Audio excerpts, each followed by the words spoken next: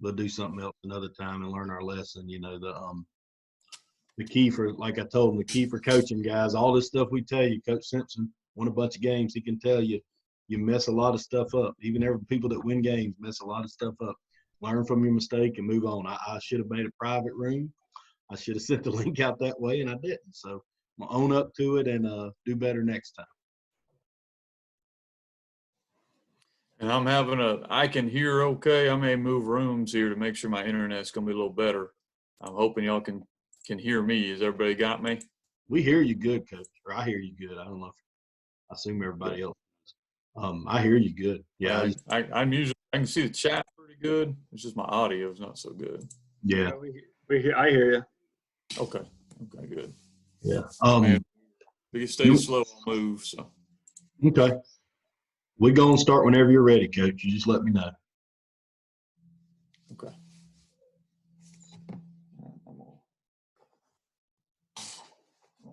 Hopefully this will work. All right, Coach. So this is your deal. You want to kind of roll us into it? Yeah, I'll kind of kick it off here a little bit. Like to talk a little bit about situational football, offense, defense, special teams, and take whatever question you guys have too at the end. If you want to send something to the chat, we can answer that. I'm going to talk a lot probably about special teams or unique situations that come up, and Coach is going to talk about preparing coaches and preparing players for things you see. Really offense, defense, and special teams, because what we're trying to do is I think there's two things that I've gotten in trying to study this the last week or two. One is we're not really telling you what to do. That would be for another topic. So if you like to run a certain offense or a certain defense or a certain type of punt or whatever, we'll gladly talk about that. I'm sure Coach will. We got plenty of videos out there, stuff on what we like to do. But you run whatever you run, but the situations don't discriminate. So you're going to find yourself backed up and having to punt. You're going to find yourself punting in the end zone, or you're going to find yourself kicking after a safety or having to take a safety, or even just the regular kind of offensive situations or defense where it's medium yardage, short yardage, right hash, left hash. You're going to find yourself in those situations. So doesn't matter what offense you run. And then the last thing that I had that I've learned, and I actually saw in one of Coach's slides, is if you assume these kids know this stuff, you're out of your mind.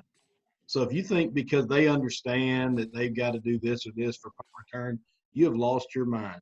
They do not understand. So do not take situations for granted and not practice them. Because, those of you that know a little bit about me, I'm not coaching right now. I'm at central office. I've been a district athletic director. When I was coaching, I didn't get to see a lot of people. Now that I'm not coaching, I actually get to see more practices, and I get to see more different teams and talk to people. And one of the things I see that is a big issue is people practicing two things. On offense and defense, every play's in the middle of the field, 1st and 10, which is a problem, and I saw that on Coach's slide too. And every play on special teams, they want to work 10 minutes of punt team, and it's just 10 minutes of punt team, just regular punt. If you're going to do that, probably 6 or 7 of those minutes do need to be your regular punt scheme, but you're going to need to move around the field, put it on the hashes, put it backed up, punt in the end zone, punt with the lead in the 4th quarter, whatever the scenario is. And so what I'm trying to do today is just get as many situations kind of talked about and then answer any questions you guys have. Coach, you want to share your screen a little bit and talk a little bit about some of the situation stuff you had? Sure. Yeah, sure. I'm hoping everybody can hear me. I'm fine. I moved, so now I'm good. Ghost, but at least I can hear everybody. So I'll share my screen and get my ugly face off it. But I'm not going to go through a whole presentation here, Coach. I think you were wanting this to be more of Q&A, but I'll give you just some ideas. Guys, when I hear about situational football, some of the things that I think about, and then we can kind of go wherever Coach Parker really wants to go. But, for me, he mentioned it already, football's not played in the middle of the field. I mean, it's not played there. And situations, I think, like Coach mentioned, it's nobody, who cares if you're in the wing tee, the spread, the 3-4, the whatever, okay, situations are the same. So you got to kind of prepare for what's going to happen. And he mentioned it also. I'm dealing with this generation of athletes. Some of them might play Madden. Most of them play Fortnite, and they do They don't know. so they don't know. And so you can get mad as a coach. I used to get mad all the time as a coach and still do, but really it's my job to coach them up. And here's the new thing. a lot of times my assistant coaches, these are guys that played college football coming to me, they still don't know the situations of the game the way I want them to know them. And so we've Mhm. won a lot of games because I think we've coached our kids up to understand when to be aggressive. Like when is it okay to roll the dice and when is it not okay to roll the dice. My first year as a DC, I'm 25 years old, and we're about to beat number 3 in the state of Alabama. It was Escambia County, I think was who it was, and we're Mhm. 10-7, 4th and 20, and they throw a ball up for the air, and my safety and corner run into each other trying to pick it. Ball pops up, they picks it, they catch it, touchdown, we lose the game. I hadn't coached that up, and so there's things that if you don't coach those things up, it kills you. And so what I'm going to try to focus, I'm going to let Coach talk about if he wants to do OD, especially whatever he wants to go with. I'm going to talk about like how you practice it, like how do you fit this in your practice schedule, and I'm going to talk about how do you coach your coaches up, and then what are the specific situations we're looking for. If we could do this, could be a whole Yeah. 9-hour course. Right. Try to really focus on like here's what we do in our practice. Here's what we do on Sunday night. Here's what we do with our kids. Here's, because I kind of look at it as I need to take all the information in. I need to know all of it. And then my coaches need to know a lot, but less. And then my position coaches need to know a little bit less. And then what's the bare minimum my players need to know so they can play fast. So that's Right. kind of what I'm going to work with. And I'll just play off whatever coach Yeah. wants to go with. And I'm going to stop my screen share here. I'll Yeah. pull up and show you guys whatever. Yeah, I So got a list too. We can go over, Coach. I think, but guys, we don't want to insult your intelligence. You obviously carry your own here, but don't run every play in the middle of the field on 7-on-7s at these summer camps and practice. I can't tell you how many people I see doing that. And, script the plays from the hashes. Just start there. We're going to get into way more detail than that. And if you're already doing that, I'm sorry I insulted your intelligence. But I just see so many people doing that. What I'm going to do, I'm going to share my screen real quick, Coach. And for us, let's talk about down and distance real quick, Coach, offense, defense. This could be offense or defensive perspective, honestly. What did you guys think? What do you think is the hardest one of these things to prepare for? Because I don't even know if it's the long yardage ones, honestly. What's the hardest thing you thought you get a real good look at and prepare for? And how many plays did y'all keep from each hash, when you were in these situations? And I'm going to try to use the chat mostly, Coach, so I'm not just taking over your thing here, but we're shotgun wing T, and so we've got enough spread that we're kind of comfortable in this stuff. But when I was spread, we really struggled on short yardage. And then now that we're more of a run-heavy team, we usually struggle more on 3rd and long. So I think that probably is going to adjust on what they do. Like we're very comfortable 4th and 3, that's fine. But when I was in spread, I'd rather have been 3rd and 12 than 3rd and 2. Right. Different. But I think from a play caller standpoint, the medium yardage was a little harder for me to call because I didn't feel like you could, during the week, you might have been wrong, if that makes sense. We carried about 2 plays per hash in extra large. If we're in 12, 13, 14 to go, you're going to either, go for it or throw some kind of screen or draw. We'd have one on each hash. And then short yardage, we kind of were like that. But in the medium yardage, we may have really liked a certain play and then get in the game and you just really like something different. And that became a challenge to call those.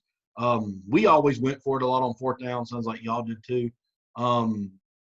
But so I always treated a lot of 3rd downs like 2nd down, to be honest, and tried to get us in a better situation to go for it on 4th down and some stuff like that. Does anybody have a specific question in the red zone? I'm sorry, I didn't say red zone. I looked at the next thing. For downs and distance, I'm sorry. Anybody got a question down distance for Coach or for me? I was going to say too, Coach, one of the things, we're uber aggressive on 4th down. That's your question. Yeah, I agree.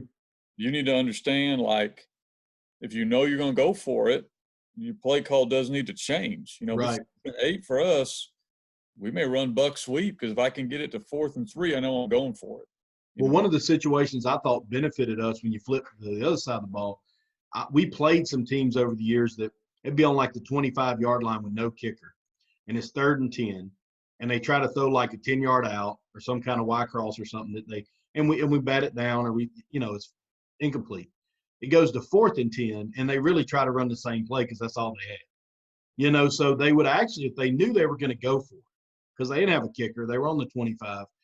Why wouldn't they have just ran a regular play on 3rd down, just whatever buck sweep or whatever their regular play is, and then run that play they liked on 4th and 8 or 4th and 6 or whatever they would have had, and instead of having to run back-to-back plays. We've gotten a ton of people off the field over the years by them basically having to call the same play twice because they didn't treat 3rd down like 2nd down there when they knew they were going for it. Coach, one of the coaches asked Coach Simpson, what spot on the field would you decide to go for it on 4th down? I always thought once we crossed midfield, we were damn sure thinking about it, you know. I adjust mine on how good is my punter? Can I stop them? You know, so my defensive coordinator having that conversation ahead of time. So we're like, hey, can you stop them? There's times he's over there telling me to go for it because he knows he can't stop them. That's right. Or there's times that we're stopping them real good. And he's saying, what the crap, punt the ball. You know, and so it's going to depend. That's why a lot of this stuff you got to handle on Sunday night because in the heat of it, that ain't the time to handle it. Well, the more you think about this stuff, and that's why I think this is a useful topic, and it could be a 9-hour course, because the more you think about this stuff now, and the more you think about it in the meetings on the weekend, the better chance you got. You're not going to be able to walk out there and tell a kid how to do certain situations for the first time during the game, and you're just not. And even I didn't even think about the planning part of that, but you're right. That goes to that. We played Cedartown High School here at Nick Chubb a few years ago, and we beat them 54-40 something. I don't know. But we didn't punt all night. I mean, we didn't punt on the -30. If we gave him the ball back, he was going to score. He was that good, as y'all could imagine. And it was one of them deals where we knew we just couldn't punt. We couldn't stop him. And it did work out that we converted a ton of 4th downs and won the game. But we could have also gotten blown out, you know, if those plays hadn't worked. But, anybody else got a down distance question? We can go on to the field zone. What about defense, Coach, from a defense perspective? Did you feel like did anything stand out on down distance? Yeah, we do cheat sticks. I mean, you just mentioned it. Everyone's going to run the route at the sticks. Mm-hmm. Run a shot over your head, but how many guys are running that on 3rd and 7? They're not running the curl, and so that's how we do 7-on-7. Because I hate 7-on-7. Mm-hmm. We tell our linebackers, hey, we're pretending every down is 3rd and 8, 3rd and 6, whatever it is, so that you are going to cheat back. I mean, if they run a draw, you can rally and tackle them short. And so we will do this a lot of times, and I'll get into it in practice stuff, but every time we have practice, we're going to hit these situations like you mentioned, because if you're not grilling it in the kid's head, I've had times I didn't even know it was 4th down. Like a quarterback took a sack once on 4th down. I was like, what are you doing? You know, absolutely. And so, They don't know. You're grilling it. Mm-hmm. Absolutely. Head coach asked, how do you script it throughout the week or on different days, et cetera? Like, how do you guys get? Yeah, pull your thing, pull it up. Yeah, absolutely. Yeah, okay, we'll hop out real quick. I'll pull mine up. I'll show you just a basic practice schedule. We do offense and defense like Coach mentioned, because you got to do both. I won't do a ton on special teams. I'll let him kind of do that. Let me see if I can get this to pull up. You know, see that? Okay. All right, so I'm going to skip this kind of stuff, game situations, offensive situations. I'll let Coach he's doing a good job hitting all that. Special team, here we go. So here's how we do it in practice, okay? And I'm going to put this chat down so I can see. So there's a couple ways. One, we do our practices, I'm sure you all are probably similar. We have individual time, and then we have group time, and then we have team time. So that's kind of the way we structure everything. So if we're working buck sweep, we're working the individual drills that go with it, then we're working the group period, then we're bringing it all together for team. So I'm sure most people, that's how practice usually is run, okay? So when we're working individual time, okay, we're going to work in with those coaches, hey, work these situations we struggle with, offense or defense. So I put just 2 examples on there. So let's talk about open field tackles with the DBs and outside backers. You know, when you're doing your tackling drills, today we're talking about open field tackles. Well, tomorrow we may talk about, okay, the guy's wrapped up. That's our chance for a turnover. So you're starting to teach situations to your kids of now is not the time to rip at the ball. Now is the time. So you can get that in your individual time. Same thing on blocks. You may, like our O-line, we work them on upfield teams versus over the top teams. And so we'll work, that's a 2 different thing. It's the same drill, but it's a situation they may see. Or a quarterback may, hey, we're going to work on throwing whatever route it is. We're going to treat these like 4th down. So I don't care about picks or whatever happens on whatever. Now these are first downs. If it's not there, what should I do? Throw it away or run it. And so you're working that in your individual time with your individual coach. Then we come to group. We're going to move the ball around. Coach mentioned it. We're going to work from hashes in group. We're going to work in the red zone going in group. We're going to work backed up in group. So we may be doing 7-on-7. Don't do it from the 40 going out every time. Work 7-on-7 from the 10-yard line going in. Mm-hmm. Work your inside drill, you're coming out from your 1, or work inside drill where you're on the 1. And so you're working your group time there. And then for us, if we're running team, now other than Monday, now I've got the days we do here in a minute. Other than Monday, every snap is a situation. It's first down, it's second short, it's third and this. Everything's a situation. So anytime we're in team, because I feel like we're getting our fundamental stuff in individual and group, and we get into team, it should be all situations. Everything should be a situation. And so the way we'll do our days, okay, is you just kind of make sure you hit these and divide it out into days. So like for us, Monday's an install day. So Monday we're going to hit base plays. Okay, we're going to hit major adjustments, offense and defense. Base plays also works for your defense. So you're working their base. What is their number 1 through whatever you pick? We do top 5 formations, top 5, whatever it is. Okay, that's Monday. All right, then we're going to work our third down and fourth down in shorts and their third down and fourth down in shorts on Monday. Okay, and any installs you have, any new whatevers you've got. Hey, we're going to work this coverage. I don't like putting new stuff in. I think it should already be in your system, but you may be refreshing. Mm-hmm. And then Tuesday for us is hashes. We're going to work hashes because we're probably still working a lot of base stuff. We're going to work our red zone and their red zone. Then we're going to work longs. So we'll tell our guys third and longs or fourth and longs because Coach mentioned it. If I know I'm going for it, third and long might be different. So these are third and longs, but I'll look at the quarterback, say, hey, treat it like fourth and long, And then we're going to work 2-minute drill on both sides of the ball. Wednesday, we're working all short yardage type stuff. So short yardage, 4-minute drill, we're trying to run the clock out, or on defense, they're trying to run the clock out, so the DC's dialing up all his blitzes. He's bringing a house. So we got to get the ball, We're going to work any gimmicks. We probably have touched on those Monday, but we're going to work them in team on Wednesday. And any specials, what if they do this? We're going to hit that on Wednesday. And same thing for us. Wednesday, we may have, all right, they're a 4-front, but for 5 minutes, go to a 3-front on defense. That's a special to us. Then Thursday is what everyone's play the game is, and that's when you're going through the last play of the game, the last play of the half. I'm not going to get into all my special teams, Coach, because I already feel like I'm taking too much time, but it's there, guys, if you want to take a screenshot of it or take a picture. We're working the same thing with our special team. They each have a day, and they each have something we're working on that day, not just line up on air and punt it, okay? Right. And then I put down there, we also work a specialty period every day, and inside of that, we're coaching up situations. Like if they don't kick it deep, well, we're going to be working on squib kicks with our return guys. If their punter is going to an angle kicker, we're going to be working on that with our return. So we may take our punt returners on Monday and say, hey, these are inside the 10, don't field this. Or, so you just got to work all those type things. The coach is going to probably hit a lot of those. But the main thing for me as a coach is you got to build it where it's set, like a set schedule in your practice. Because if you don't practice it and it happens in a game, you can only blame yourself. That's right. And here's the deal, guys, before we go even any further, you can practice the stuff and still mess it up in the game.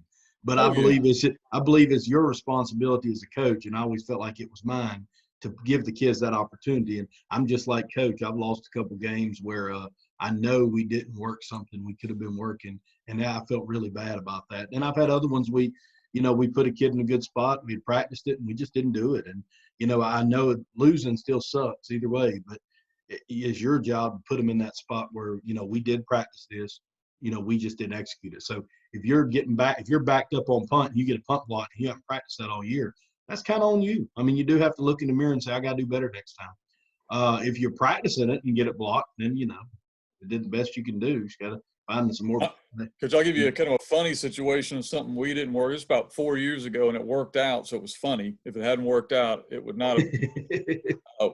we had a fake auto call on our punt. So like if they lined up a certain way, our quarterback's our punter, run the fake. Mm-hmm. He called that at our 7-yard line. Called it on 4th and about 12. No concept that that probably wasn't the best place to call that. Oh, we got it. We converted. Yeah. But when he came over to the sideline, we had to have the conversation of, let's talk about the situation in the game right here. You know, I don't think they thought you were going to go for it either, Coach. no, they did not. And the coach said, "Man, you were aggressive." And I went, "Well, you know, we just kind of messed that up." You got a couple questions down there, Coach. It looks like. Yeah. Let's do this first one here. It says, "How are you determining how many plays for practice down distance each week?" Well, that's an offensive and defense probably different answer. Defensively, we were going to practice for what we thought they did. That could have been top 5 plays, but some people only got a couple of things they do in real short yardage or real long yardage. So defensively, we didn't have a set number. We did put them on the hash. Like I did, like some teams only going to sprint out to the right if the quarterback's right-handed and stuff like that. So you get on the left hash, and it was heavy sprint out. I'm talking about defensive point of view. And then on the other hash, they were doing something else. But as an offensive staff, we picked 2 plays per hash per situation, which I really – and now granted, I'll be honest with you, I plenty of times called something that wasn't on there. You know, like we got in the game and we wanted to run, stick instead of whatever we said we were going to run. But the plan was to get really good at 2 things per hash. So if we had 3rd and long, we probably had a shot, throw some kind of vertical, and then we had a screen or a draw, on each hash. And so we kind of pretty simple. If you just wanted to go for it or go for the first down, or if you wanted to be a little more conservative, you had a call. And then, of course, I was the play caller and I was the head coach, so it makes it a little easier to just say to hell with all that and just call it. Because I did that sometimes too. But what'd y'all do, Coach, for how many plays you had? Well, and I'll get into this later on, but we're going to hit all that on Sunday night. So we're going to know Sunday night, this is what we're going to do. And like Coach said, I'm the head coach. There's times that I know we said that, but I'm the one that's going to get fired. So here's what we're doing, but we tried to lay that out in a calm environment. And then we wanted Monday, our kids know, 3rd and short, here's our 4 plays. And we're going to hit that again on Wednesday. We're going to hit that again on Thursday. And so the first time it's 3rd and short, they probably could call a play. They know what we're going to run. And the same thing on 3rd and long. We're going to run the plays we're going to practice. Defensively, we were similar to Coach where we would work plays, but we were way more player over play. And so a lot of times on 3rd down, instead of charting the play they run, we charted who they threw the ball to or who they ran the ball with. And so we considered those kind of their money players. And so what that means for our kids was on 3rd down, we're going to give special attention some way within our game plan to that guy. And so a lot of times that helped them because you can't draw up every play they run. But if your kids understand they're trying to throw the ball to that receiver, usually around the sticks, they can kind of sink and cover that up. Or they always run the ball to this kid on whatever in short. You kind of, you want to hit the play, but you also want to teach the concept of it. Right. And to finish the question, I think you wanted to know if we changed the number of things we worked based on week to week. Offensively, we did not. Defensively, we really may have, I guess, depending on how some teams run every offense under the sun, and you may have to work a few different things. I usually have more when I'm not comfortable with, Coach. So, like for us this year, 3rd and shorts, we had 3. We're going to run buck. We're going to run our version of heavy, or we're going to run Q ISO because we were really good at that. And so we knew. Now, 3rd and long, we were not very good at. And so we had about 4 or 5 of those to pick from, probably because we didn't really have an identity. I wish I would have had somebody I was good at. But so we that's usually how we'll work it. But I don't like working plays I'm not going to run in a game. And so we try to limit it a little bit. So as far as total team plays for us, we hit a lot more in group, Right. I think the thing to remember on that stuff goes back to the hashes too. Don't have some kind of trick play you want to run and you've run it in the middle all week and then run it on the left hash in the game. I mean, just be better than that. If you want a trick play on each hash, or if you want to run the same play, run it on all 3 hashes. Run it where at least the kids have seen that spacing. Little things like that really go a long way in that more than the specific plays. Coach Sanchez says, any list of special team situations you've accumulated over the years? I'll put something out there tonight. I put a few things out on Twitter already, but we got a little general list that we use that it's not anything special, but it is a comprehensive list. and I don't mind putting that out. Definitely will. I'll do it tonight, Coach. And look for it. You know, our general stuff on special teams is a couple things we'll teach, and you may already have these, Coach. I think I saw your list. It probably covered a lot of these, but here's a few things we do teach our kids, like never fall on a blocked kick. So we work on how to block kicks, not rough the kicker. We work on that. And then we talk about never fall on this, or if the ball rolls forward, what to do. So those are just general things. We're very specific special team wise with our kickoff team and with our punt team of where we kick the ball. Like I'm not going to lose a game because I kicked the ball to the best athlete on the field. Right. So we're going to vary that up as far as situations go on special teams. And I know Coach has a little more detail when he gets down to special teams on it than probably I would have. But, our main thing, again, is players over plays. That guy's not going to beat me. I'm not kicking the ball to him and watching a boomerang go back this way. So we're going to kick the ball away from him or to this area or whatever. And what I have found at the level I'm at, which is a 4A level out here, and then same thing in Alabama, special teams is super undercoached. Like they do one thing. That's all they do. So if you watch film, we've stolen. I think we were 7 for 9 on onside kicks this year because we kicked it to where we saw on film was open, and we got it. Absolutely, absolutely. I think there's just a ton of situational stuff that can get convoluted and be difficult. So people just kind of stay away from it, put the ball in the middle, and just do their thing. And if you can be better than that, it can be a huge advantage for you. Coach, let's shift gears a little bit and talk about field zones real quick. What are you thinking different than what you normally run backed up? What were you getting on the -2 and you're the offensive coach? Were you bringing tight ends in, or are you doing anything different?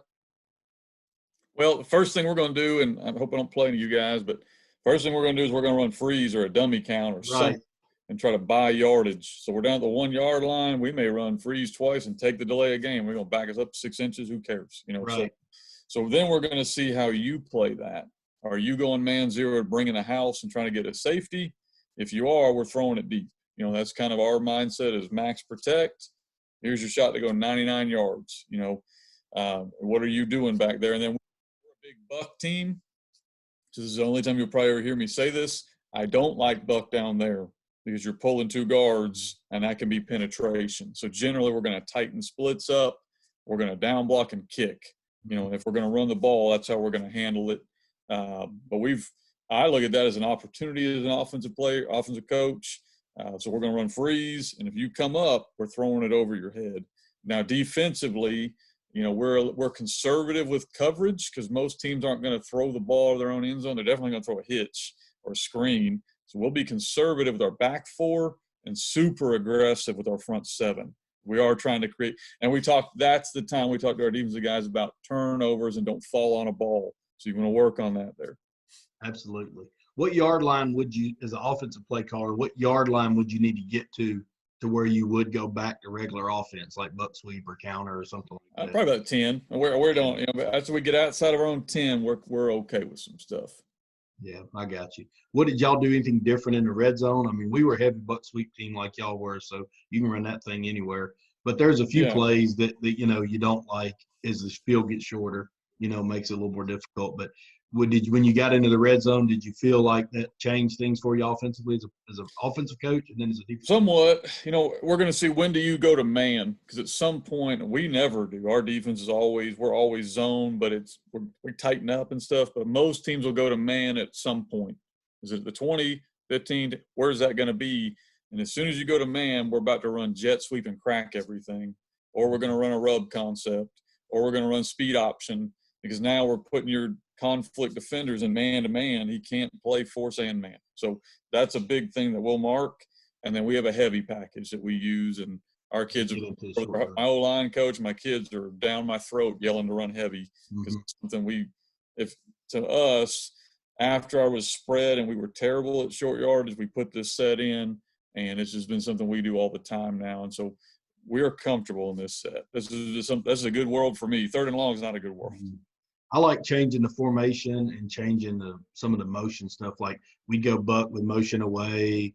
We'd run it out of bunch trips and stuff, which would just be certain things we didn't do as much until, and I didn't always tell people, I mean, this, and maybe they saw it on film, but I would hold that formation on purpose until we got down there. And it wasn't because it was a better red zone set. It was just that when we got down there, I thought we could change it up. But I'll be honest with you, if I was still calling a play this coming year, I would have heard what Coach just said and wrote that down. It's not about what yard line you call the red zone. It's about what yard line they decide to change their defense. So when they go to man, that's the red zone, whether that's the 14 or the 22 or the, you know what I mean? I think that was a good coaching point for high school football. When they start playing different on defense, that's when you go into, like, I love the jet cracks, a great play. Any kind of rub play mesh is great in the red zone, stuff like that. One thing too that we have a hard time with, I need to do more, is that's a great time to run an overload because you're probably practicing blitzing. And when you practice blitzing, I don't know if you're like us, but we practice blitzing against a tight end. We don't practice blitzing against like a 5-man surface. And so they may blitz into the wrong gap. And so that's something we're wanting to add this year, is run like a super overload and then just block down, run power. You know, just from it, like Coach mentioned, show them a new formation, because that's when they're going to be gambling and blitzing, and now they're having to think. I think so many times as a play caller, especially people that haven't done it a long time, something's worked pretty well. They're in trips open or empty or whatever they're in, and it's working. And they just want to keep doing it. They've kind of heard people like us say, stick with what you do and all that. Well, for us, it was more about the plays, not the formation. So we were going to run about 4 or 5 base plays, concepts. And so if we were running something out of empty the whole way down the field, I wouldn't necessarily wait till we got stopped to change the formation on the 14-yard line. I would just go ahead and change it and try to stay ahead of that. Now, I wouldn't do that on the 40 or the 35, but so many teams stall out in the red zone because something was working and they want to just keep doing it. And it's really just, sometimes you got to stay a little ahead of that. That's some good, Coach told, that's some good things for you guys if you're really trying to think about red zone offense. Keep what he said in mind about that man coverage. That's a good point. What about your 4-minute? Let's talk about 4-minute offense first, Coach. And for people that might, I don't want to insult anybody's intelligence, but we're talking about our team has the lead and the football. Or if you're defensively, their team has the lead and they have the football. And, so it's 24-20. We're ahead and we got the ball and it's in the fourth quarter. What are the key things? You got to practice. This is what Coach is saying now before we get into this. If you think these kids know they don't need to go out of bounds or they might want to keep 2 hands, you're out of your mind. They don't know that. So tell us, 1, what kind of key points you would tell them, and then 2, how you guys practice those kind of scenarios. Yeah, I'm glad you're bringing this one up, because I'm going to coach myself up here, because we had done a great job of telling our kids don't go out of bounds, yada, yada, yada. What we had not told our kids was don't score. So we're up 1 this year, winning the conference championship. We're up 1. We got the ball. They could probably stop the clock, so we're not where we can down it. And by the way, if you don't already have a chart for when you can take a kneel down, you need to get a chart, But we look at the chart, all right, we can't take a knee, so probably 1 more first down, game's over. So we hand the ball off, and our kid goes 60 yards for a touchdown as the defense claps, because that's what they wanted him to do. And so that's not something we end up kick the extra point. We go up 8. They get the ball back with a minute and go down and score. And we hold them on the 2-point, and we won 21-19. So that's a situation we'll definitely be coaching this year that I hadn't coached. I hadn't really even thought of at that point.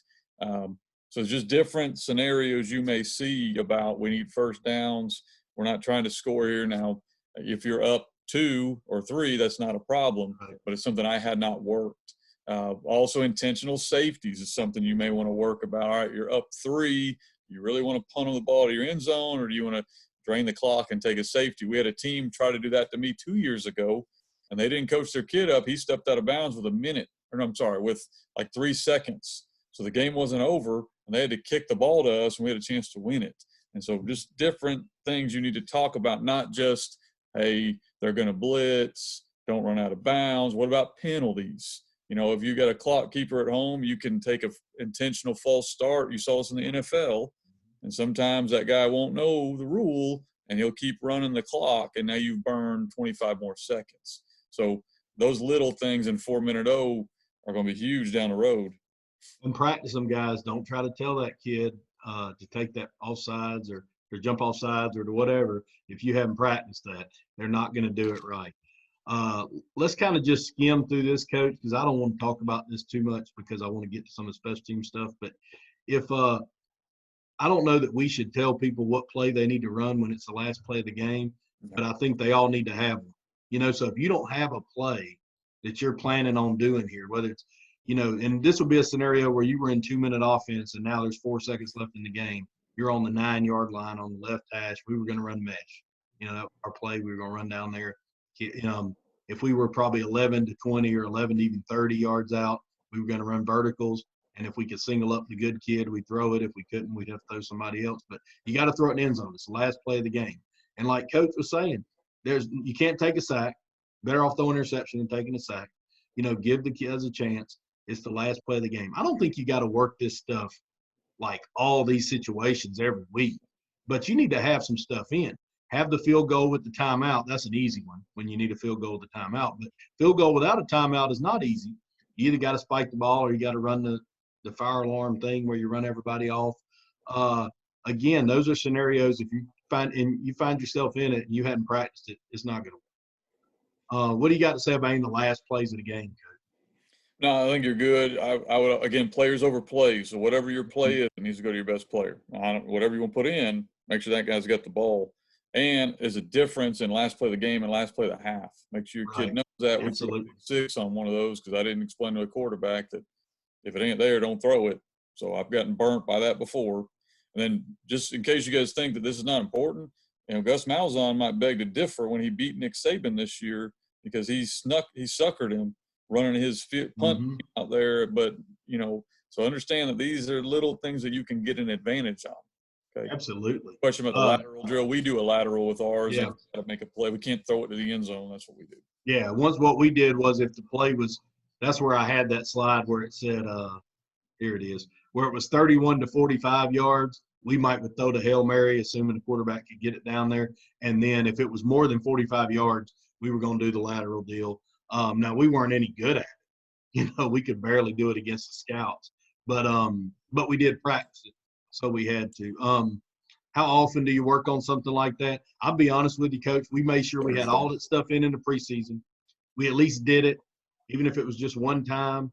We would have it all in before we played a game, and we would pick one a week or so of these scenarios, maybe on Thursday, usually even against air sometimes, because honestly, it's just about knowing where to be. So we might on Thursday, in the Thursday walkthrough with the field goal with a timeout, field goal without a timeout, throwing up the Hail Mary play. We used to do all that stuff, try to – I don't think it's really about how many reps you get of this. It's about have you for real told these kids at least once, preferably 2 or 3 times maybe over the course of a year about these scenarios. And I was going to say one thing too, Coach. I know you're trying to move. I don't want to eat up all the time, but we talk to our kids about fumbling into the end zone too. So like in this kind of scenario, don't go down, fumble. And so we'll tell our kids, hey, on 4th down, don't go down, fumble forward, depending on the situation. You can't do that at your own 50. That could be a scoop and score. But if you're on the goal line, fumble it into the end zone. And they might throw a flag, but they might not throw a flag. Well, you've lost. The point is, if it's the last play of the game, you've lost if it didn't work. So what does it hurt? I'm from Foley, Alabama, so Kenny Stabler is from Foley, Alabama. He made a living out of the Holy Roller, rolled it in the end zone, made that a rule. So, look, you guys didn't know you're going to get some trivia tonight too. Does anybody else have a question about offense or defense? I'm going to go into some special teams here in a second and get Coach's opinion on special teams and practicing it. In my experience too, Coach, that we work these a lot on offense and not nearly enough on defense. Is it because you think it's hard to get a look? Because I think we did the same, honestly. It's hard to get a look on defense to get that scenario. But we got to find a way. Even if it's walking through it, you probably got to find a way to make your defense do it. Probably something I should have done more of. Inside an individual, like your D-line coach needs to be stressing, don't jump off sides on 3rd and 4. I don't care about 1st and 10, but 3rd and 4, your DB coach needs to be talking about field zones and when to squeeze. So it's got to be done in individual. Absolutely. Let's go on to – I put these there. Everybody can see my screen still, right? I want you to look at these scenarios on a punt team, Coach. And, like you said, this thing could be 10 hours. And I could do it for 10 hours now. It doesn't bother me. I just don't want to keep everybody else. But Which of these scenarios stands out to you when you're looking at this? And this for any of the guys listening, if you got a question, which of these scenarios stands out as something maybe you thought we didn't do enough of, or maybe it was something even when we did it, we always struggled with, or what? Like what stands out on these scenarios when you look at them? Something we started doing more was the punting the ball and trying to down it inside the 10. We had a good punter this year. So I think a lot of this depends on how good your punter is. Some years I'm just trying to, good Lord, just get it out and get it down, But some years, and then the big thing for us, you got it down there, like punting out of bounds or what, there's sometimes I'm not even going to risk that kid touching just the punt it ball. out of bounds. So we will punt out of bounds. Coach, there's times we will kick it out of bounds if I know they'll take it to 35 just to keep it away from their best player. So, well, Coach saying it all the time, players, not plays. It's so true.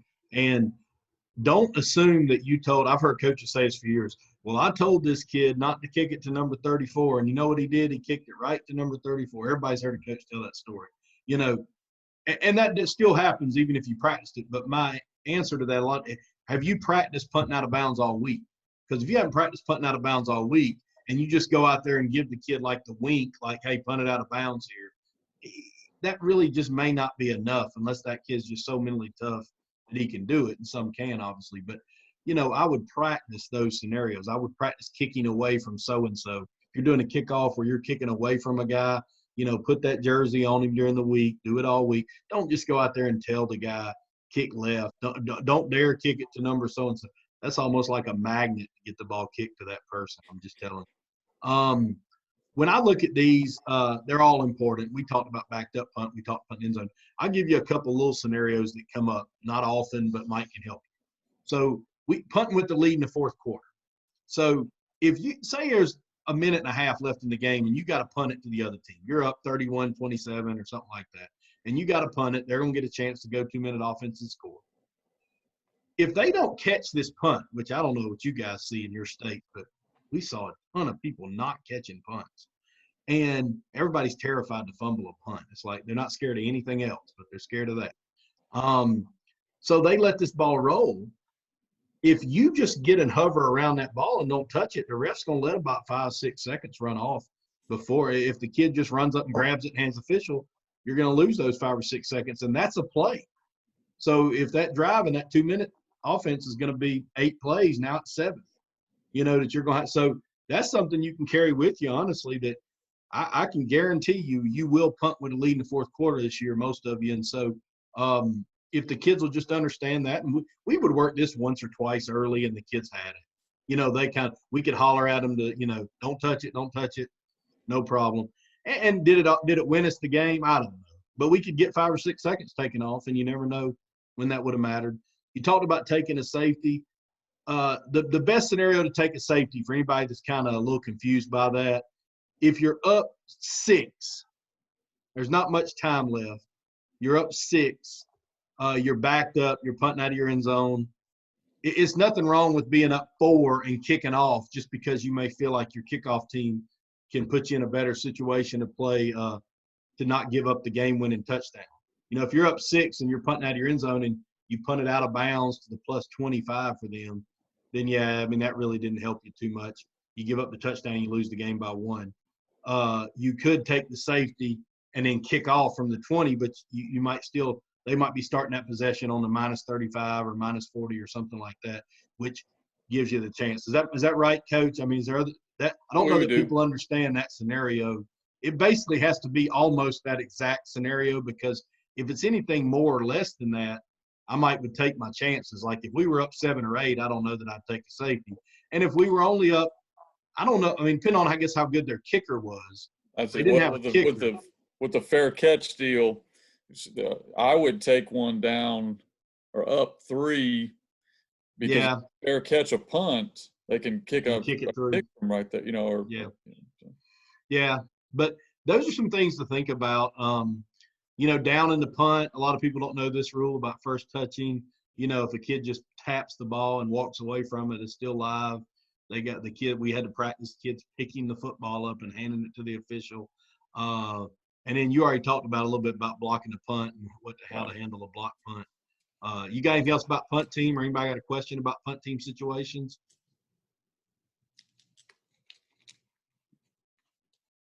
What did y'all do for practice and punt, Coach? Did y'all do it punt once a week, or did y'all punt daily, or what did y'all do for team punt practice? For team, I think we go Monday and one other day, Monday and Thursday maybe, but our punter snapper is going every day. Every day, right? So he's working the whatever scenarios are there, and usually a lot of times our gunners will work there too. You got punt returns, the big one, I think, because that's where all kinds of stuff happens. You know, are you after it or not? You know, because it's easy to say we're just going to run punt safe. Well, what if there's 2 minutes to go in a game and you got to block a kick or you got to get a return or whatever? You know, you need to work something. Yeah, I think this is a team that I always thought we could be aggressive on, and so many, like I said, I can only speak for our part of the world, but people weren't that aggressive on this team, and so you just, you know, if you got the kid that wasn't scared to catch the punt, you had a chance. But there's obviously punt returns like playing defense now. You got to be ready for everything. They can fake. Some teams are coming out in 4 and 5 different types of punts. So there's stuff like that. When they're backed up, what do you want to do? When they're punting in the end zone, the guy standing on the 10, letting it go over his head. Again, I think most people listening to this, they understood what I just said. The guy's going to stand on the 10, let it go over his head, catch it if it's in front of him or right near him. Don't assume a kid knows that. I don't know if maybe we learned that in the backyard or something, but these kids didn't. So, you know, they'll catch the damn thing on the 1 or in the end zone if you don't tell them what to do and practice it. Punt return with the lead in the fourth quarter is kind of what you're talking about, Coach. Now we've got the lead and they're punting to us. So, you know, do we want to go safe? Do we want to put 2 returners back there and just make sure it gets caught? You know, whatever. People can do some different things there, but I think you need to practice it and tell your kids this is what we're practicing. See, what we did from a practice standpoint was we did everything on Thursday, but 1 day a week we would do punt return, you know, so it might have been Monday and Thursday or Tuesday and Thursday. And we would do about 3 or 4 regular punt returns, you know, just work on their punt versus our punt return. But then we try to give them one situation at the end. So we do the last one backed up or punting in or with the lead or whatever it is. And I'll tell you, we got some stuff out of that first touching. We've had, I mean, I don't remember ever scoring a touchdown, but we probably gotten 5 or 6 over the years times where a guy on the other team wanted to look cool and just kind of patted the ball and kept walking, and our returner picked it up and run. So if you don't understand what I mean by that, when somebody does that, the ball is down right there. But if he doesn't secure the ball, it's called first touching. We can pick it up and run, and then we get to pick where we want the ball, whether he touched it or where it ends up.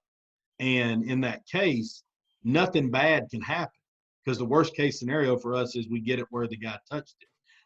Do that up, Coach. I'm going to take a picture of that. Hang on. Yeah, that happens. Like I said, the officials. Now, now I'll tell you what will happen is if you don't grab it, really quick, the official's gonna blow the whistle, you know. So I'm not saying that, but there is a sense of if the refs understand the rules, they have to secure the football for the play to be over where they're supposed to blow it dead, or it has to be kind of no contest. Everybody got away from it. But the last one we talked about is free kick. Coach Wheeler said punt returns are about useless. Blocking the back penalty so prevalent. So we teach. So true. We block with our back on punt return. So we turn around and fly and just try to shield him because he's right. Anytime you get a big return, look at now. I'll say this one thing about punt return, and you hit most of it. We would have been the 1 seed this year. We ended up winning the conference, but we tied. But the last game of the year, which would have given us the 1. I had a sophomore back there returning punts. He was kind of new to being back there. He was not our first punt returner, but he was back there. We'd been very careful with him about don't touch it, what, you know, whatever. If you're not comfortable, leave it alone. And we watched him kick like a 60-yard punt with 2 minutes to go that rolled 30 yards that he could have fielded with a minute 50 because we had not coached him up. It's our fault. We had not coached him up that in that specific scenario, you do whatever it takes to go field the ball, you know, and because we need the ball. Right. We can't roll 30 yards with time and everything else going down. And we ended up getting in field goal range and running out of time. So you need to work that stuff too. I think Coach Wheeler's actually right, by the way. But I'll tell you what I would add to that, Coach. I would say put somebody back there, even if it's not your best athlete, put the toughest kid that is most likely to catch the punt. If you want to go block it every time, absolutely, have at it. I think that's a great philosophy. but you got to catch the ball. The teams that we beat over the years doing this stuff that had that same philosophy didn't catch the football, so they only tried to block. And then if you kind of pick them up, and then they just so terrified of the blocks in the back or whatever it was, or fumbling, because there is a lot of bad things that can happen on punt return. I can't argue. But I did think if you practice it, have confidence in your kid back there. Sometimes by your team going for the block, coach, when you go for the block, nobody covers.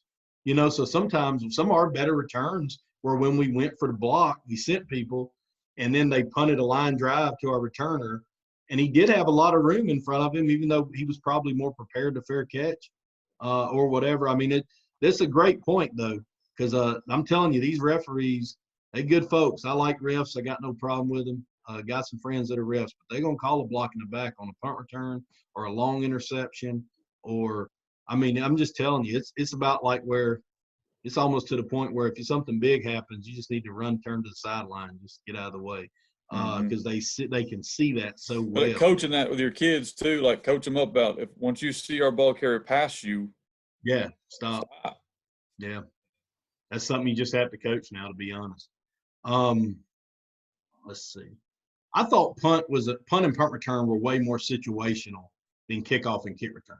Kickoff and kick return are kind of, probably to put it in a number, I'd say 65 to 70% of the punts are normal, but I'd say 85 to 90% of the kickoffs are normal, and so, the key for kickoff is the regular kind of situational ball, meaning don't kick it to the good kid, or if you're on kick return, make sure you're putting kids places where they kick the ball.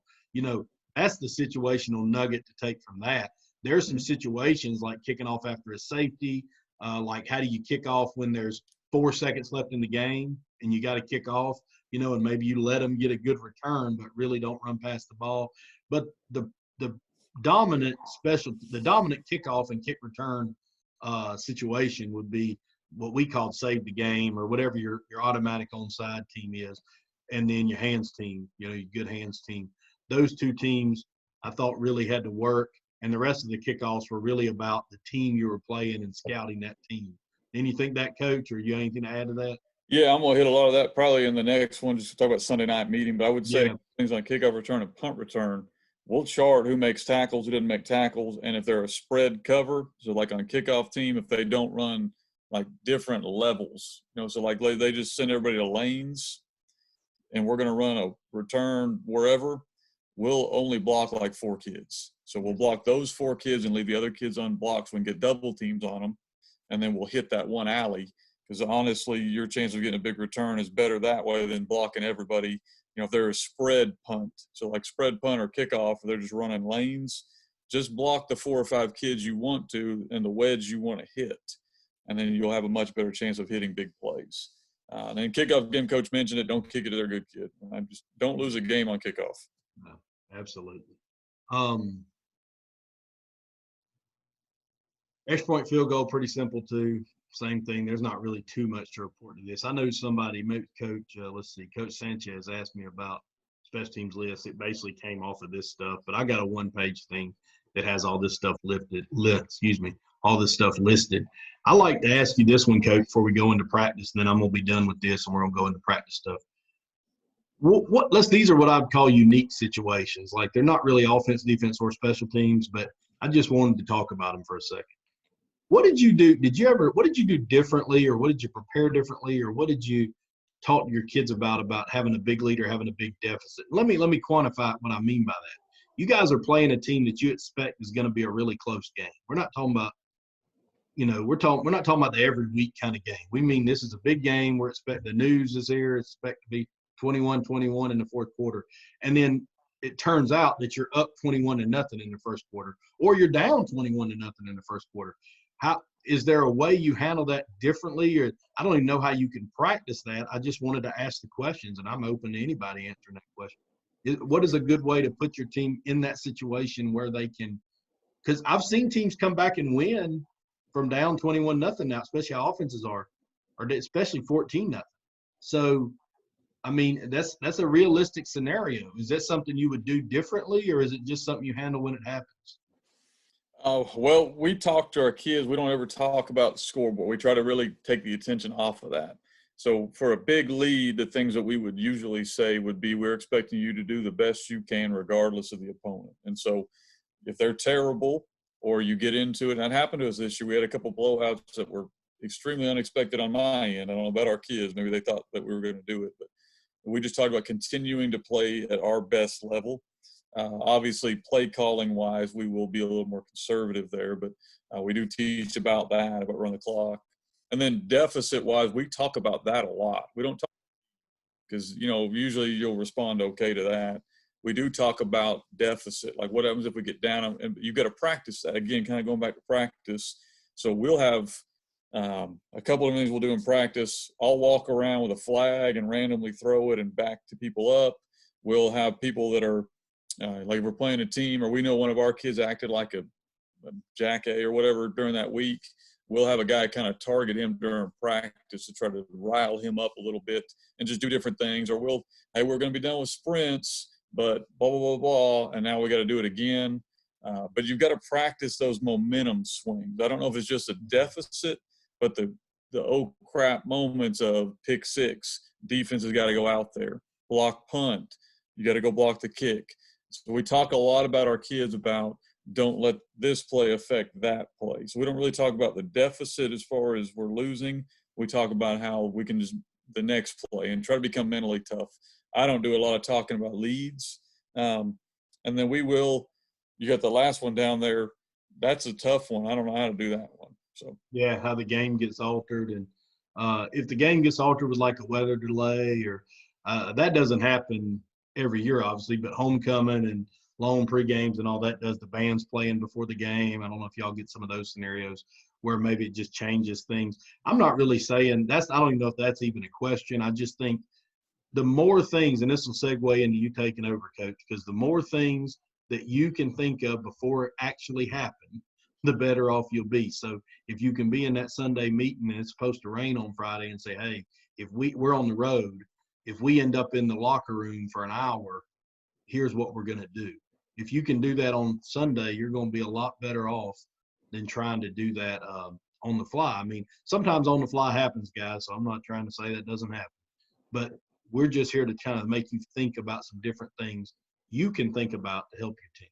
So take it away, Coach. Let me get out of this thing. no, you're good, man. No, this was good stuff, and we could do this probably every day. And I took a picture of what you had on there. So, oh crap, I got to do hold on, I got to do it differently. Hang on, share screen. Well, I think there's way more stuff to talk about. There's way more depth and detail you can go into some of this, but we're not gonna keep these folks from the families forever. Yeah, we won't. I'll hit this quick, guys, and like I said, take a picture of whatever you want. And then we're both available on Twitter, so just come find us if you got. But I'm gonna go kind of quickly through this. I talked about practicing already.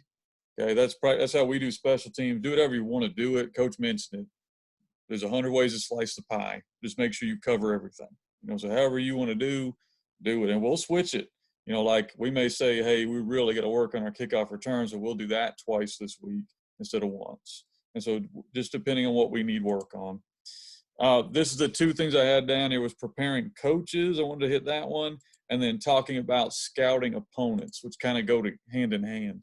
Absolutely. So I mentioned at the start, I kind of operate my thought process is I'm kind of like the funnel. I've got to know everything. There's many things that I can know. That doesn't mean I have to do everything, but I need to be the most knowledgeable, hardest working guy if I'm the head coach. And then the next guys that need to know the most would be your OC and your DC.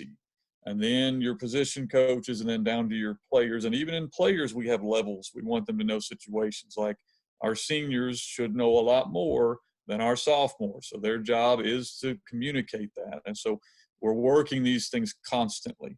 So it's not a one-time deal. So here's a few things I'll do as a head coach to kind of pick on my own guys. And I even tell them, I'm picking on you now, so we're ready. Because usually my OC and DC are guys that want to be a head coach at some point. And so they understand I'm doing this to help them, although at the moment they may not like that very much, okay? So my defensive coordinator, a lot of times I'll go in there, I put what I call inserts in our team. And so he's got it scripted, whatever he wants to do. Well, here we go. Here's an insert from Coach Simpson. Well, they came out empty. can we get checked into whatever is going on in this? Okay. Or I'll walk over to both of them and say, no, that kid's hurt and that kid's hurt. Who's next? And we kind of work through these scenarios of what could happen in a game. That way we're making sure, because I don't know if you're like me, my first group gets a bunch of reps, my main number twos get some reps, but I'm going to walk to the coach and go, all right, your top 3 DBs are now hurt. Who's in now? Are we going to pull another kid from another position? Okay, well, you need to think through that now so that we're getting the reps to where they need to be, because I don't know what situation y'all are in, but my number 2 corner, as far as on the depth chart, might not really be my number 2 corner. We may be stealing our outside linebacker and putting him a corner and putting our next best player at outside back. And I'm doing the same thing on offense. Okay, your center's hurt. Okay, are we going to move a guy from here to center, or are we going to, what are we doing? Now we're having these conversations, but I'll randomly do it during practice as well. Same thing with our OC. We'll have scripted some things I want, but then I'll also be back there. I know let's say we're running buck. I want to send this guy and this guy. And he didn't know we were doing that. How's he going to handle that? Okay. I'm the OC right now, but when I've had an OC, that's what I've done. Other things we'll do instead of practice.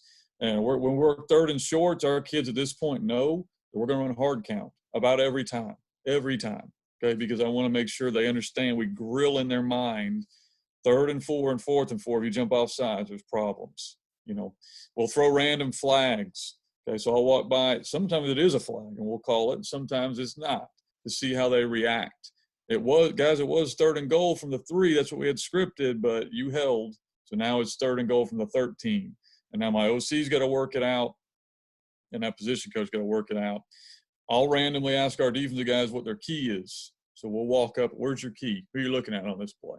To make sure they understand. They should know this stuff, but I usually will pick on whoever I think is the guy most likely to not know, and then they're all responsible for him.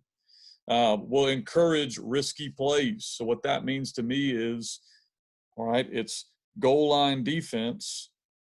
Risk it for the biscuit. Go get it. This is your chance. Okay. Or we'll say, hey guys, we talked about this. If you're an outside linebacker and they get in trips and they motion, they're going to throw, what is this? That's your chance to jump it. We want you to be risky there. Or first time they have 1st and goal at like our 5-yard line, I want to almost be offsides. Time up your blitz where you're almost offsides, because who cares? It's like a 2-yard penalty. Go get it. Okay. And so encourage those things with your kids as well, and your coaches. Okay. Make sure that you have prepared your coaches and they are understanding of what's a realistic opinion of the guy you're going against and his ability level and your ability level. What adjustments are you going to make? We don't lie to our kids. So if we know we're going to play a team that's going to be a problem, we're going to be honest with them. But here's how we're going to make up for that. This kid's a D1 receiver. You run a 4-8 at corner. How are we going to fix that? And so we need them to know, the coach to know, the kid, everyone knows that's a bad deal. Here's how we're going to give the help. And so we're working this stuff. During the weekend, you need to go through. You don't want to chase what I call chase ghosts. You don't want to be – so if they've never done it, don't freak out. But you want to have an answer in for what they could do. And then we'll use film. I would recommend you do this during the off season, but we'll use a previous season's film to look at down and distance, to look at personnel decisions, to look at mistakes that we've made. I don't like doing it during the season. We'll address it and move, but during the off season is your time to hit all those things, because right now there's not that pressure. So right now is a great time. Right now I'm making my guys from India or whoever does our huddle break down everything we have on huddle, and we're going to section all that stuff out really in depth on stuff we missed, because it's no pressure. Okay. All right. The other thing I would talk about doing is on the weekends. Coach mentioned it a lot. You got to talk these things through during the weekends. So when we're watching an opponent, we want to watch film for certain things. So I want to know how that coach thinks. So my coaches hate this, because they'll bring me the little huddle report that we paid who knows how much money to get. I don't throw it away. I don't care. I want to know how he thinks. I don't want to know what that sheet says unless it's something that's just really, really obvious. We'll obviously use it as a base, but I want to know how that coach operates and how he thinks. Is he super aggressive with time running down into the half? Is he going to try to score? we've caused about 4 or 5 turnovers at the end of the half because we've known that coach is going to pass it instead of run it out, okay? Or we've been over aggressive to match it. So how does he think on that? What's he running after he gets a turnover, or how's his defense reacting after they give a turnover? Is he getting pissed and blitzing, okay? Or what's he doing, okay? Who's he getting the ball? You heard me say this, players over plays. When the game's on the line, who gets the ball? Okay, I want to know that. Who's he hiding? Okay, if they run it every time it's 3rd and 5, he doesn't have any faith in his quarterback. Okay, or is he throwing it to the certain kid every time it's 3rd down? He can throw fast screen to the superintendent's kid on 1st and 10, but when his job's on the line, who's he throwing the ball to? Okay, we're going to stop that guy. Special teams, I put this, and Coach hit it a bunch, so I won't go too much. Well, they're going to have dead zones where you can kick it there. Or they're going to have kids that suck. They put on kickoff return or kick wherever. Take advantage of that, all right? Who gets their shots on offense? When you draw up a trick play, if you're like me, you're probably drawing it up to your best guy. So who's that guy going to be? And then on defense, I want to know where their eyes are going. Where are their eyes going and what technique are they playing with so that I can mess with them? Okay, I got one more here, Coach, and we'll do whatever questions we got. And then this is the other thing we'll look at for opponents. So coverage checks, okay? Passing games tweaks that we need to make. These are things we need to make. So what are some coverage checks? They run a lot of empty, okay? So we need to make sure we're really repping that. Or they run a lot of trips, so we're going to work, not basic stuff, but here's the stuff that we've got to adjust in. What are our passing game tweaks going to be to take advantage of that kid? One game we played a team was man zero. They were going to play man zero, and we only had one good athlete. That was this year. Okay, so what we did was we put it in a formation where we went empty. We went empty, and we told them to switch. So we took our one good receiver and made him the slot receiver on the empty side. So basically, their corner and safety were covering our 4 kids that can't catch. Only good athlete, and we threw him 2 touchdowns until they got out of that coverage because we figured out what they were doing. Okay, and we made that tweak. All right. When is the best time to take a shot, and who are you taking the shot at on offense? Okay, Coach we mentioned it. When do they switch to man? When are they being aggressive? Okay, we call it 2nd and shots. So 2nd down and short for me is generally when we're going to do it, but not always. Okay, and then blitzes. We're going to take calculated risks. So when are we taking them, and where are we taking them? From the hash, from the formation, from the down and distance. Get all that stuff calculated out by what that coach does. And that can be from your huddle data. And I asked my teams of coaches, hey, if we could stop one guy, who would it be? Or what about 2 guys? And we can't really get past 3 guys because then you're just playing base defense. But if it's 1 and 2 and there's a cliff drop, well, we better make sure we're scheduling our defense for that. Same thing offensively. We went into a game one year, the kids, the D1 defensive end, well, they were going to take buck sweep away, so we ran jet sweep every time. And then they moved them over jet sweep, and we checked a buck sweep. And I'm not going to bang my head in a wall against some kid. So if they got one good one on defense, how are you going to handle that guy? Build in your game plan to stop him. Okay. What are they keying on offense? I mentioned that. The reason we want to know that is can we false pull them? Okay. Can we false pull? Can we play action pass? Or should we be really safe because they're just reading backfield action? Okay. And then we call it an 80-20 rule. So we'll throw out anything that's not 80% or more as far as a tendency. Okay. So if it's 75%, if it's 80% or more, we feel like that's worth telling our kids. That's worth taking the risk. Okay. So for example, if they go trips 80% of the time or more, it's rollout. We're going to tell our kids that. Okay. And we're going to probably structure a blitz for it, specifically for that. If it's 65%, we're going to make a note of it, but we're not going to tell the kids, and we're not going to be repping that at a heavy rep. Does that make sense? So it's something I need to know, the DC needs to know, but the 15-year-old doesn't need to know that. He needs to know about 5 things at most that he can go take advantage of. All right, Coach, I know I went real long there, but. No, that was good stuff, Coach. Man, that was awesome. I really just take anybody's question now. I mean, I think we've covered about everything I wanted to go through, and I think whatever you did, Coach. But if anybody's got a question, now's a great time to ask, or we can sign off. But I appreciate everybody giving us a chance here without those crazy kids in that other room. You got one on there, it looks like. Let's see. If the other time worked our 2-minute drills conditioning, is there any other ways you can work conditioning in your practice? Absolutely, Coach. That's great. Let me ask you, I'm going to ask Coach this. Did y'all, again, do you feel like that was way easier to do on offense than defense? Yeah, no, Because, we do have some drills we work because I'm a big fan of why are we running gassers with a lineman? right. What are we doing? So what can we do to be productive? So yeah, we will work. We call it NASCAR because that's Tony Franklin term. So we'll work NASCAR with our offense. Our defense, we work a team pursuit drill. We call it hip drill. And our D linemen and O linemen are either working shoot, sled, or whatever makes more sense for them. We'll do it with kickoff team. Hey guys, we're going to work kickoff team. This is your condition. You ain't got a condition because you're on the kickoff team. It's a way to make your special teams a privilege. Guys, Yeah. you have to condition if you'll you're a gunner on punt. If you'll do this, you're out. You don't have to do conditioning. So anything you can do, because that's the goal of conditioning, is not just to run them. There is a point where I think it's important to do mental toughness. So just lining up and running, and it sucks. That can be good, but we don't try to do that very often. Yeah, that's exactly right. Exactly right. Anybody else?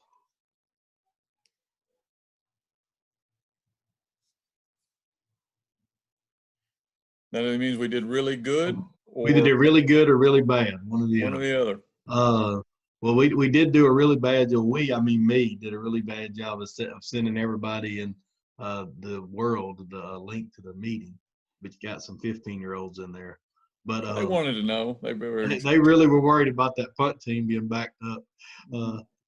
No telling who it was. So those of you that are teachers and you're doing this digital learning, give these kids a little bit more to do. They're not busy enough. But but I appreciate you, Coach. I enjoy listening to Yeah, it. Coach, that's a good question by Eric. Man, I wouldn't have thought about that. So I'm guessing the guy punted after a safety, so your kids just assumed it was a punt, not a kickoff. Oh yeah. I could see that. Hey, so we're playing one year. I'll give us a funny story before we sign off here. So we're playing a team. I was in Montgomery for a while, Bullitt County. And so Bullitt County now has done really good. The coach there is really good. But before then, it was like one coach. And the announcer would like do play-by-play as he announced. I mean, it was like an and one football game. Yeah. So we pooch kick it. And it's rolling around, and their guy gets on the loudspeaker and goes, "Boys, that's a live ball." Because their kids had no idea we're scattering. Golly. Coach Knott lost a playoff game by the kids letting the punt roll. Golly. Now that's It's a punt. I can see that. Yeah, I could totally see that. I never even thought about that, but I guess it fits the mantra, which is two things. One is you got to practice stuff and not even just talking about it, like you said, practicing it. But two, guys, the truth is there's so many scenarios that, all you can do is the best you can do. I mean, none of us have won every game we coached in. That's for dang sure. And, just learn from it and go to the next one and then tell some stories in the Zoom chat later about it because, God dang, that's a new one there. That's I'm a sorry tough for one. that one, Coach. Playoff game, too. Dang, that's a tough one. Well, if anybody else got anything, interrupt me, ask it. But I'm just going to tell you, Coach, I appreciate you being on with me and having me on. Yeah, we may pick another topic sometime. We can talk about something else. But you guys want to follow us, I know most of you follow us probably on Twitter and all, but if we can do anything to help you out, reach out to us. I know both of us try to be accessible and gives me something to do. I look forward to it. So anytime. I was going to warn him one thing too, and then I'll get off, Coach. I really appreciate you having me on. And Coach Parker's got some awesome stuff on his site, guys. If you've not gone there, which will go through a lot of this stuff, be careful. Now is a danger time of all this information overload of wanting to put too much in. That's the problem I always have. So I've got my own coaches will check me on this because there's a lot of awesome stuff out there, but try not to put too much in. And we're talking about working situations, but make sure you're doing it at the amount it will happen. Right. Like hashes are 1/3. So work that a lot. Fourth short downs are big money down. Work those a lot. But you're like taking a safety off a punt. That may happen once a season. So Yeah. just in perspective. Absolutely, absolutely. I do think that's a great advice, Coach, that everybody's got so much downtime. They're going to come out there to first practice back with 35 different base plays Yep. and 10 plays off each one of them. We need to do another one of these one day about building your call sheet. I could go on some serious rants about people when they think they only have a few plays and they really have 300, and they can't ever run all of them. So this is dangerous in that world. He's right about that because there's so many good stuff, guys. All that stuff is good. It's all good, and but you got to figure out what works for your team, and you got to figure out what you can actually practice and run. Coach is exactly right. So, well, you get the last word, Coach. Oh You get man, no, tell us, I appreciate. send us out of here, and we'll get out. I appreciate you having me on, Coach. And like I said, I've got a couple more things coming this week. I think Coach does too. And there's a lot of awesome opportunities. It's been cool to see the football community, I think, really rise up like I would have expected it to do anyway. But to rise up in a tough situation and do cool things like Coach Parker's doing. So, whenever he does more stuff, make sure you go on here listening to him. I think it's really neat that he's putting out resources. He mentioned at the start of the deal, back when I grew up, a lot of coaches were trying to hide stuff. And I think that this young generation of coaches that are coming up are awesome.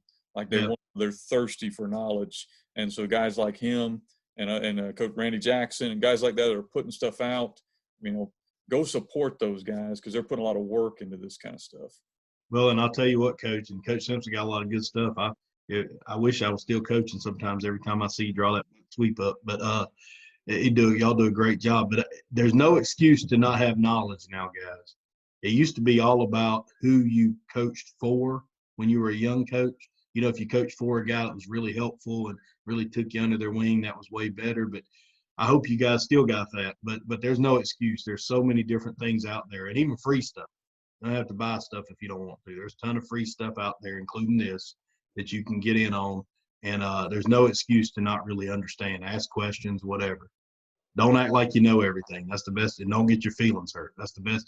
We do this resource thing basically just for all coaches, really all sports, ADs. It goes beyond football for us.